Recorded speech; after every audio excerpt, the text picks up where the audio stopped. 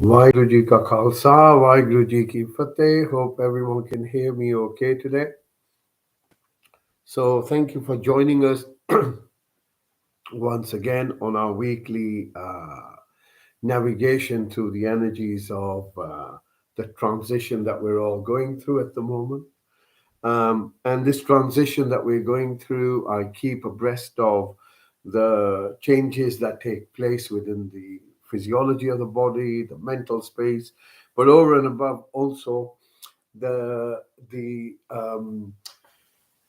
non-personal personalization. What do I mean by that? Is that it's not something that's wrong with you as a human being. It is what we are being exposed to. It's um, uh, what we are being allowed to endure, like allowed to endure the rain in a storm. So it's that kind of space. So anyway, so this energetic space that has been peaking continuously as we approach December and moving towards the new year 23, you will find that this becomes increasingly more evident in many different ways, and it becomes evident in where we are, irrespective of whether we are in the middle of a city or in the country. We are all starting to feel what we had anticipated almost 2 years ago: food prices, energies, blackouts, um, uh, cashless society, all those elements that were identified 2.5 years ago and are documented in all the stuff that we send everyone. Um, you will find that this is a process that can be anticipated. This is a process that you can see how one agenda follows another agenda follows another agenda, and all of these agendas are primarily crisis within humanity, primarily crisis within the developed world, which are then foisted upon the developing world. And these crises have taken many forms, and we all know the events of 9/11. We all know the events that took place during London and 7/7. We all know the whole Al Qaeda, the whole war on drugs, the whole war on uh, terrorism, the whole war on um, uh, disinformation, the whole war on fake news, the whole war on the virus, the whole war on the ones who spoke against the virus. This continuous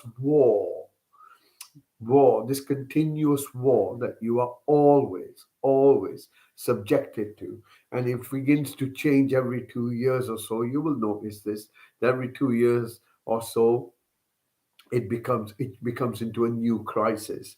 So the previous crisis was to do with the planned kind of fear-inducing.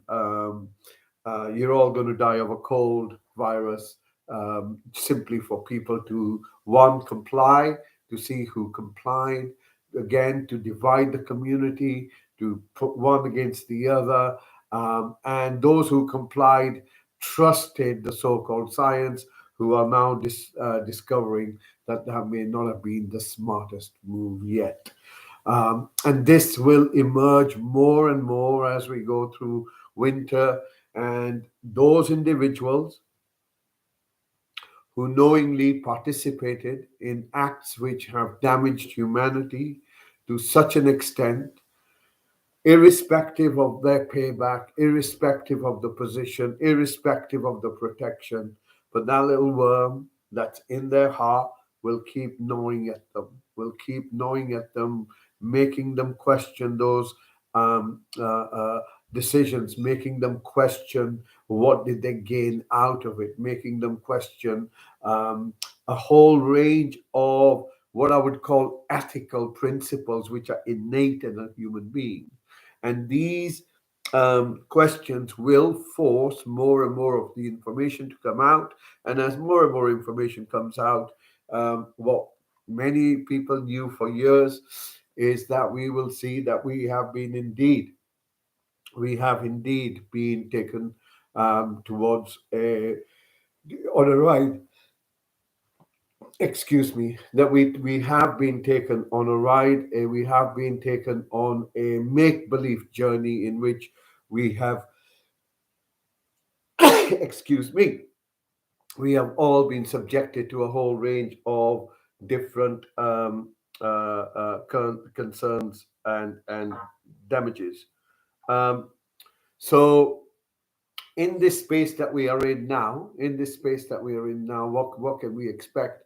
Well, I think as we move along, the hardships, as they become more concrete, it is critical to speak, to create networks, communal networks, to be able to support one another, to be able to help one another navigate through the winter months, which will be arduous.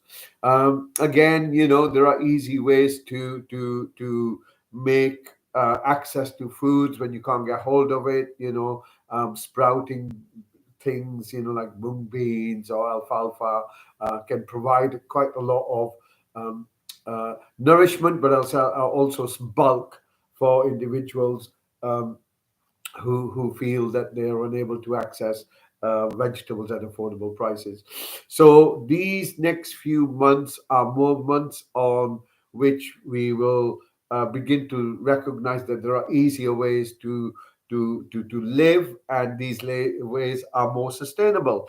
And as we become more and more comfortable with this, humanity over time begins to restore its balance, and we begin to recognize the value of what it means to be alive, the value of life without these constant stresses, which are external, which are always politically motivated, always motivated by governments, and are placed upon human beings that they are governing, controlling, in other words. Um, so as these structures, the hierarchical structures, um, continue to erode and fall and collapse over time, um, we will learn that actually living life can be a very, very pleasant event, and it can truly be a gift that can be lived with harmony, with joy, with life that has meaning, that has purpose in the small things that it does. And things like working for 60 hours a week for a paycheck may buy you a nice house, may be able to pay a few mortgages and meet some of the expenses, but the quality of life is lost. We are exchanging our life, which is priceless, for really paper in this case. So, this particular insight and relevance of life is starting to now becoming rebalanced. Just like working from home allowed individuals to recognize that maybe working in an office 9 to 5 wasn't the best thing. The next thing is, just as this rebalance, this continuous balancing act goes on, this continuous change goes on. And if we change, if we adapt with the change, making our life easier, learning new things, resources, becoming more self sufficient in ourselves and sovereign, we will find that it's easier to flow through this change. The change is only going to become an issue if we resist it. And the more we resist it, the more difficult it's going to become over the next, as we go along. So the rapidity of change is here. The the challenges that we are all experiencing are varied, but everyone realizes that is engaged in everyday life, that life has become increasingly more restrictive and difficult and challenging than 2 years ago. So this will continue, as we've said, for another 18 months or so, as the whole thing becomes more and more evident. So people begin to take control of what needs to be done. People begin to take control of their lives rather than allowing others to control their lives, which sadly has been the result of the previous agenda of getting everyone injected. So this realization that our authority lies with us and not with others is a big mistake from which we hopefully as humanity will learn. And over time, perhaps those who trusted the authorities, those who trusted the so-called word of where God was replaced by scientists, um, and have taken steps which are detrimental to them and to their future lineages, um, maybe this will become a reminder to humanity never ever to look at this again in with the same eyes, never look at things when something is just propagated upon you, and take it for face value, because the consequences are irreversible. That doesn't mean it's irreparable, but it is certainly irreversible. Once something is in your body, it's very difficult to take that thing out. So this agenda, followed by the current agenda on the energies, you notice that the pandemic just disappeared. Just like that, overnight, it all went away. Overnight, everything, the hysteria just went overnight. And just like that, you will find that this too, overnight, will change into a new crisis. And it's to maintain a particular hold on the psyche of the average human being. And this is why it's so critical that we invest some time in meditation so we can allow ourselves to step back from this constant information overload, which then becomes our worldview, then becomes the way we look at the world. So you will find that there are now two relatively distinct worldviews that are emerging. There are those who have taken everything hook, like, and sinker and will not question that now, particularly because if they question that, then it brings the onus upon themselves and the fact that they've been taken for a ride, and no one likes to be made a fool of. So that's one particular worldview.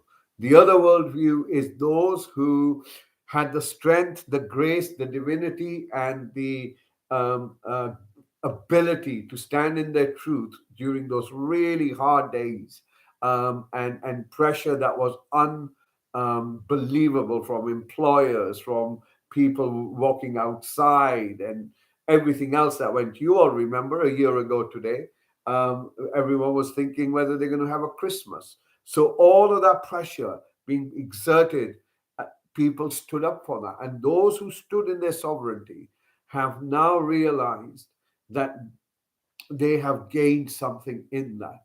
They have gained an ability to be sovereign in themselves. And that sovereignty could have only happened if they questioned the content of their mind, which was being influenced by the 24/7 propaganda that we had, with every news channel complicit in this particular agenda. Why? Because it's owned by the same people, but let's not go there. So, meditation allows us to step back from this content within our mental space, and that stepping back is enough for us to be able to be to allow the inner space, the heart space, the hirda, the heart, however you want to look at it, to be able to become the a balancing and guiding force in our everyday actions and life. It's only when the mind is quiet that the heart can be heard. And this is really, now we are moving, as these crises become more and more evident. We are also moving a space where we are moving away from the head into the heart, and through the heart, we will connect to that which is divine, that which is godly, that which is sacred, that which is your very essence, without any other religious or spiritual rubbish, nonsense. This is about you as a human being, being able to access that what you are, beyond the content of the mind, etc., etc. And in that, we discover our strength again, we discover something else, which only upon your discovery can it be discussed. And that is what it means to be truly sovereign and truly grounded in a world and in a climate where everything is increasingly becoming more and more unbalanced and more chaotic and more absurd. Yeah, absurd. Remember that story we were told about the emperor's new clothes? And the clothes were so fine, they were invisible, but everyone said, nah, nah, they're great, they're fantastic.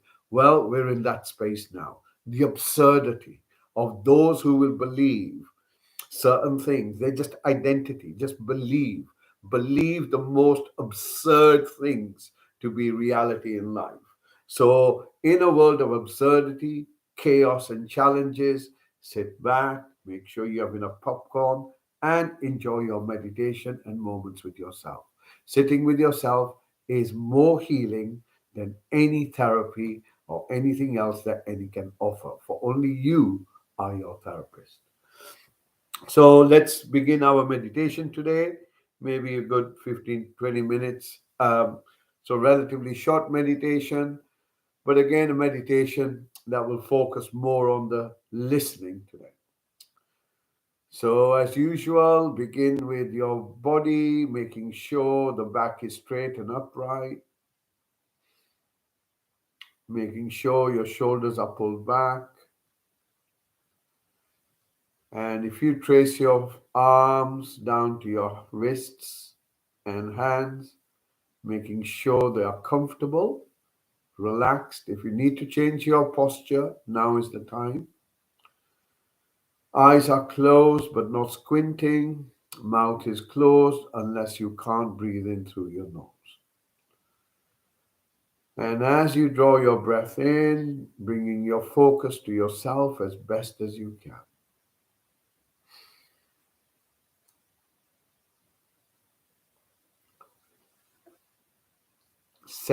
Just noticing first the posture in itself.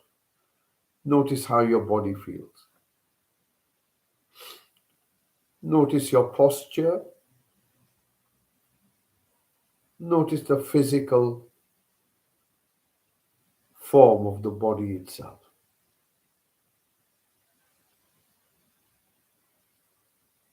And then begin with your head, imagining your hula hoops there. And as it begins to descend down, gradually lighting up any sensations, top of your head, forehead, eyes, tongue, jaw, neck, moving down towards your shoulders, your chest. Notice your shoulder blades, moving down towards your elbows, your stomach, down towards your wrists, hands,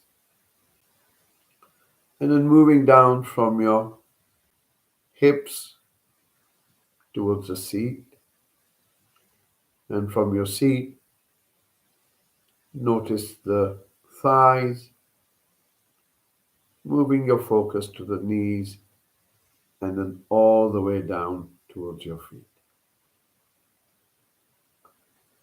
See if there's anything dominant that draws your attention. And all you need to do is simply locate it. So it could be a pain, it could be a sense of tightness, pressure,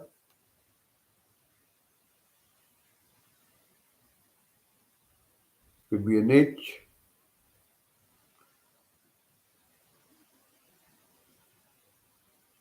or it could be where you just feel a level of coolness or warmth.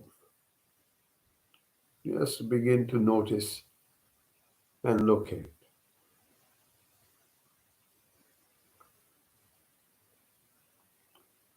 Your next breath in, we're going to bring our focus to our inner space. And by this we mean our thoughts, and by this we mean how we feel. So bring your focus towards your thinking, your thoughts. What's occupying your mind at the moment?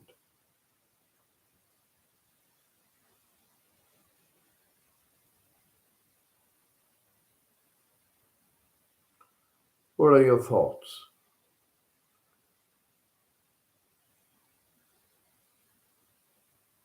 How does your mental space feel? Does it feel light? Does it feel cloudy? Or does it feel clear, alert?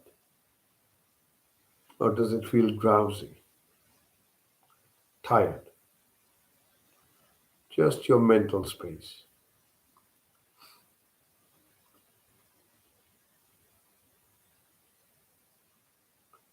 Next breath in, bring your focus now to your chest and hold your focus at your chest.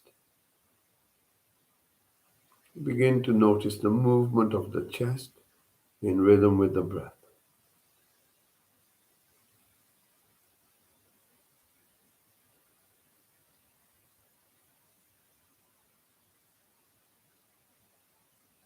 Breathing in, you know you're breathing in. Breathing out, you know you're breathing out.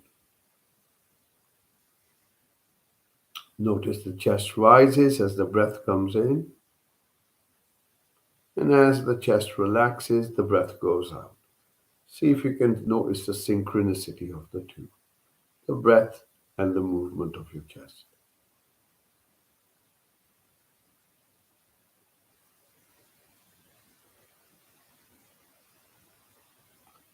And you will notice that there are subtle sensations within the body as the chest moves out. Breath comes in, sensations change, and the same as the breath goes out, the chest relaxes and the sensations change. See if you can notice those sensations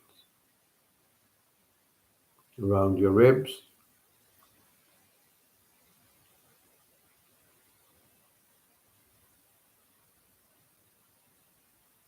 around your back.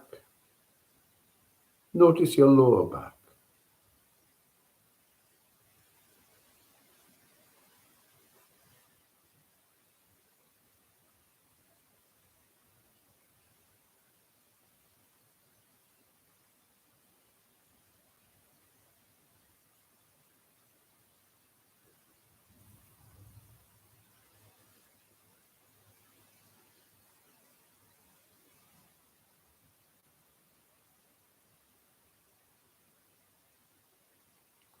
Bring your focus now a little bit deeper into yourself.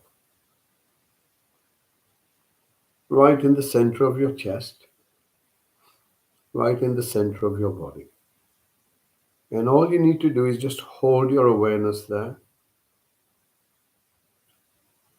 And as you hold your awareness there, you may begin to notice certain changes that take place around this part of the body.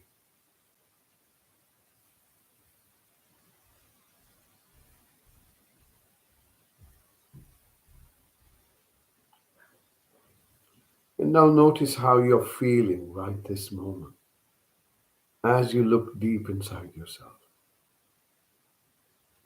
Right this very moment.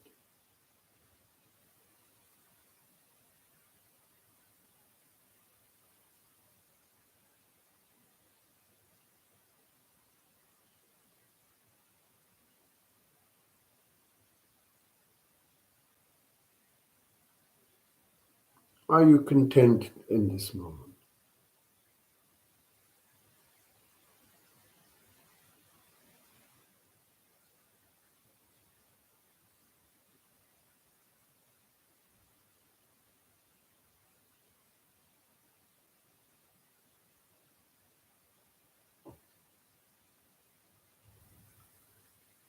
On your next breath out, begin to listen to the sounds around you. Allow any sound, any noise to come to you. You don't need to look for it.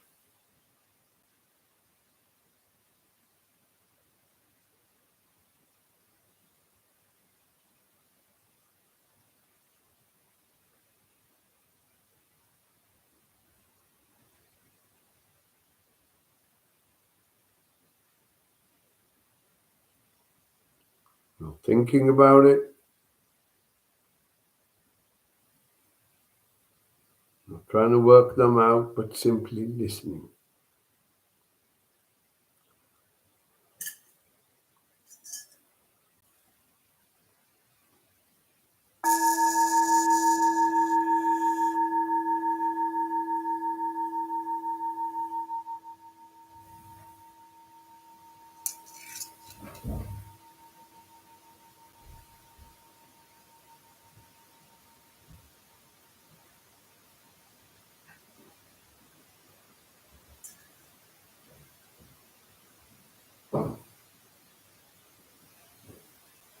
Listening.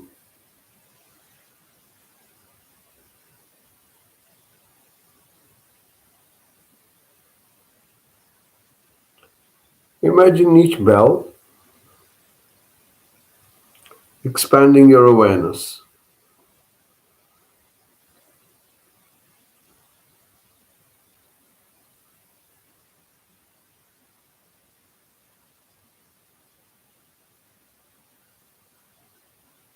Follow this bell as far as you can.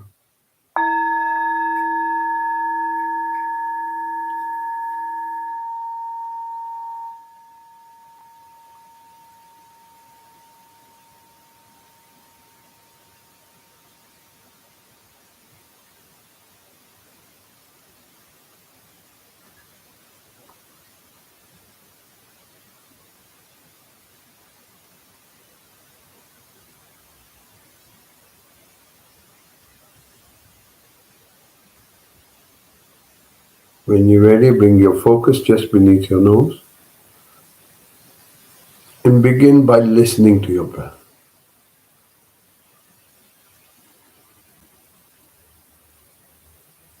Try and listen to the in-breath as it comes in. Try and listen to the out-breath as it goes out.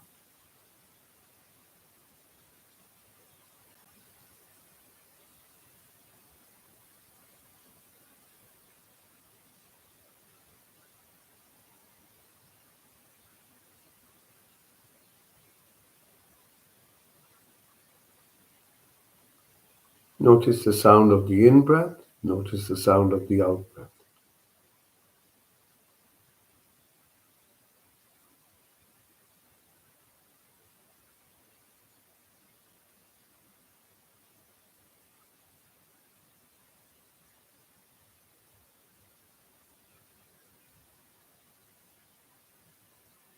Stay with your breath. Listening.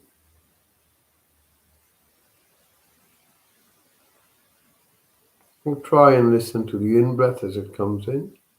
Try and listen to the out-breath as it goes out. Allowing the breath to breathe by itself.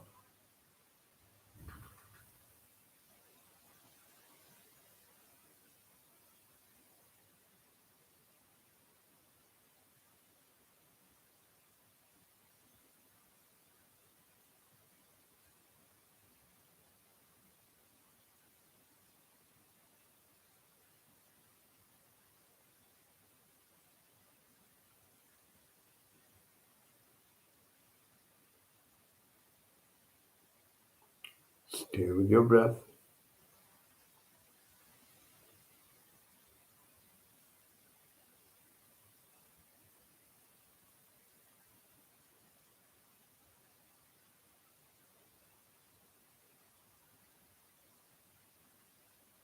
Stay with your breath.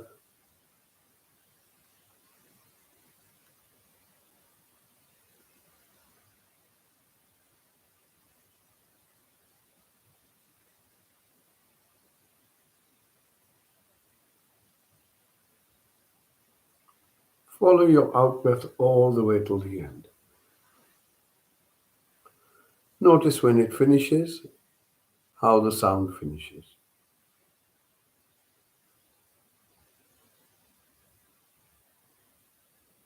Notice the silence at the end of your out-breath.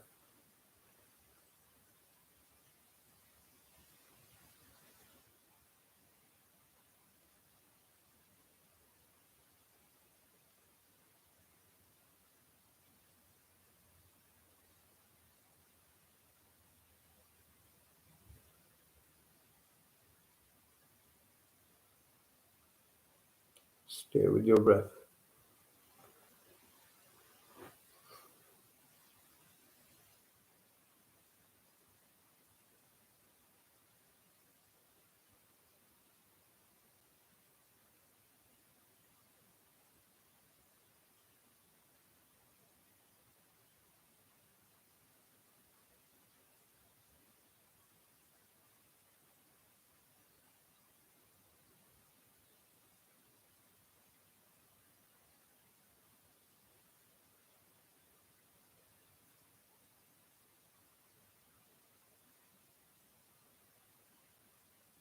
Stay with your breath.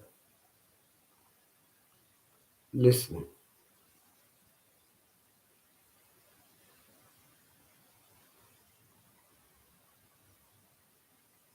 Your face is relaxed, your mouth is relaxed. Your focus on your breath, simply listening to the in breath, listening to the out breath.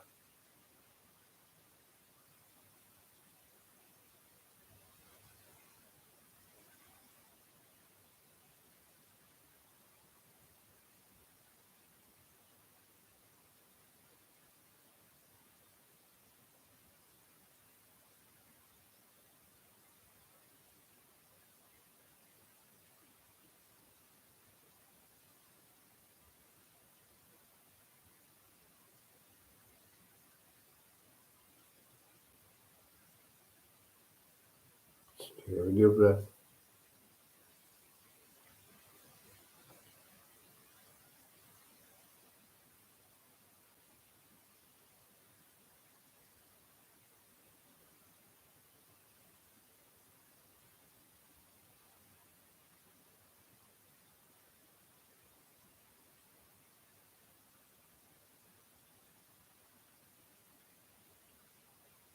On your next breath out, expand your awareness, becoming aware of your whole body.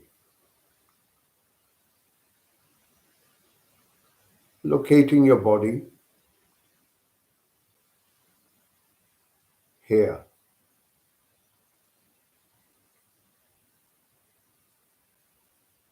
Locating your body on the seat that you're on. Locating the body on the ground which holds you. Locating your body around the environment you're in. Now we're going to use the sound of the bell to expand our awareness while we remain rooted in the here and now. Hold your focus on your seat, how the body is held. Notice the solidity of the body.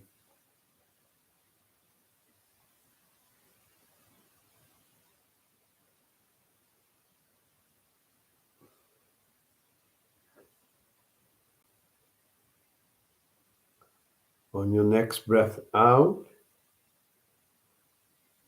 becoming aware of the environment around you. Imagine your awareness fills the entire room you're in, expanding from your body, reaching all the four walls, the ceiling, the floor, every single corner, like a bubble, while you remain rooted, grounded, surrounded by the room that you're in.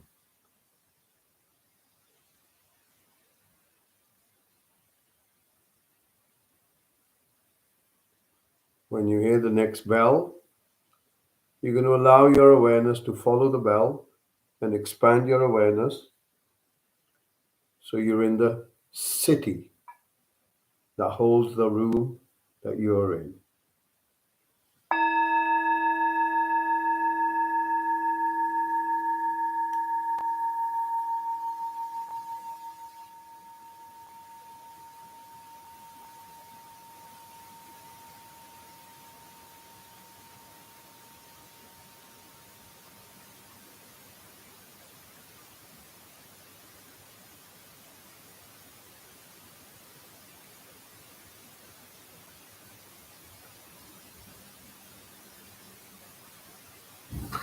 And right this moment, you are held, embedded in this moment of now, on the seat that you're in the room that you're in the city that you're in. Imagine the next bell takes your awareness even further. So you begin to recognize the earth that you're on.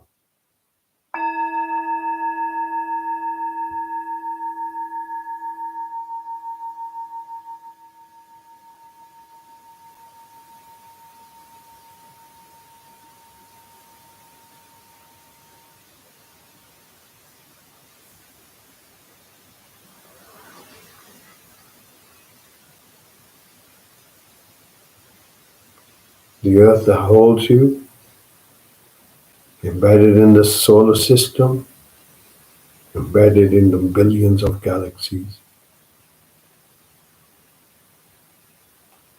in this infinite universe, which holds you here.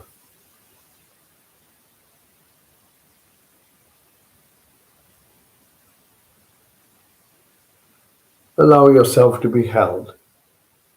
Allow yourself to let go. Nothing above, nothing below, nothing on either side of you. Allow the sound of the bell to take you into the silence.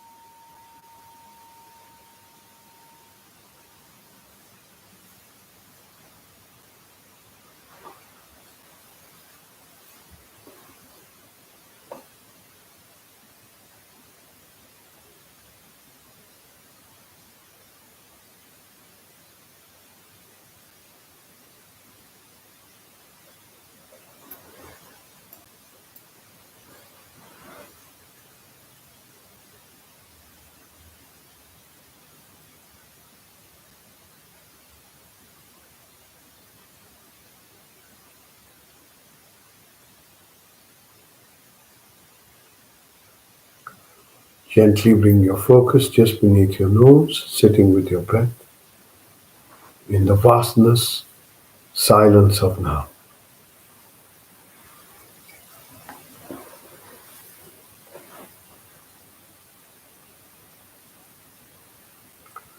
Notice it's no longer the present moment, but presence itself. For you are that presence, untouched, unstained, always present, simply the observer.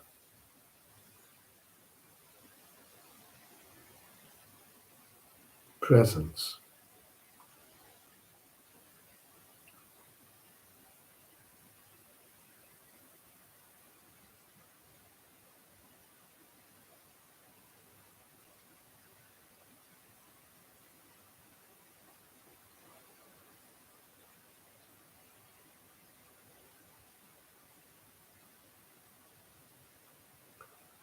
Bringing your focus just beneath your nose, sitting with your breath.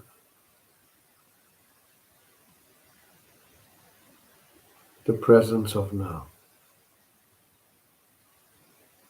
unbound, unrestricted, ever present, timeless.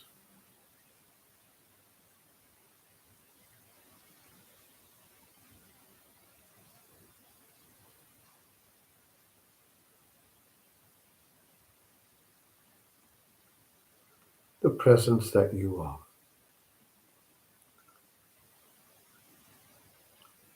And that presence is visible everywhere.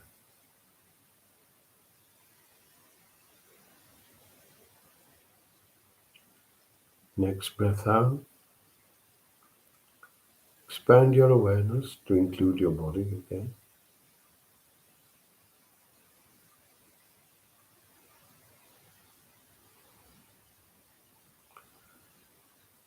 Notice the seat you're still on, still holds you, your body. You can feel the sensations where you touch your seat. You can follow your awareness down your thighs, from your knees moving down to your ankles, noticing your feet, and then noticing the soles of your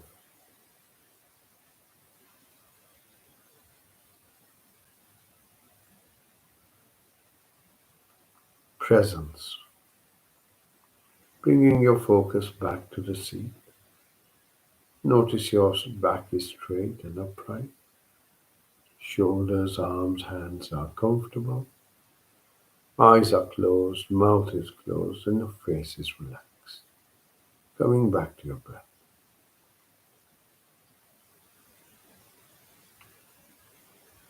Notice how the breath moves in, the breath moves out.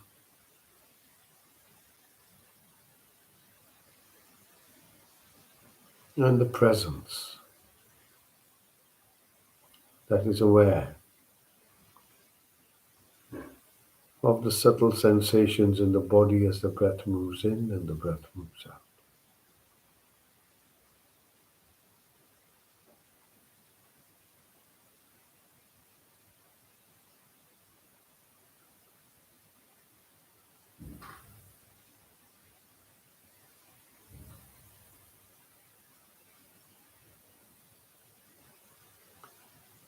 The presence is what you are.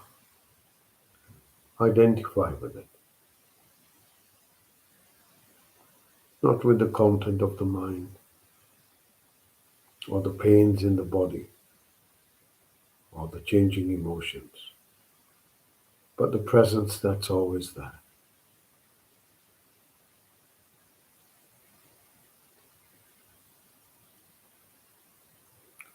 When you hear the next bell, use this bell to draw a few slow, deep breaths in, and then in your own good time, gently open your eyes.